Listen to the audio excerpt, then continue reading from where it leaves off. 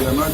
They are big canoes, mostly from the Vasco side, who come and do fishing purseeing method.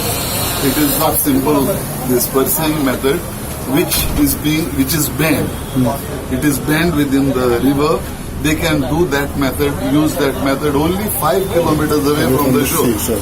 Now these people, larger boats, they come and do that purseeing method within the river. So practically what happens, they catch all the fish within a short time. They are using double machines and all. आणि त्याला मागीर ते catch केले म्हणटा आमच्या लोकांक काय मेळना. For the last few days now they have got nothing to live on. So it is a matter of livelihood. ते आमचे सगळे बेकार आहात.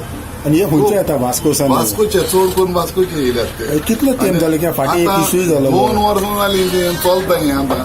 आणि 2 वर्सां जाली अजून पासून कितें तरी एक इफेक्टिव्ह स्टेप घेवंक ना अजून पासून गव्हर्नमेंटान. या बट येता every time they are called they come but then there is no consistency. Every time the work remains. ते आता मारून जाता तांकां धरून हाडले म्हणून आमचेच फिशरमॅन तांकां धरून हाडटात थंयसर. What you have brought to the notice of the minister now? So we have brought the same issue to the notice of the minister, to the notice of the department. Actually, the department is very well aware of it. In fact, they showed even the clippings of the gundas doing their dadagiri over there, coming there all the way from there. And so this is a problem now. It can create a law and order situation. There is no livelihood. But worse than this, the method that is being used will deplete the fish for the next 2-3 years. So these people will be jobless.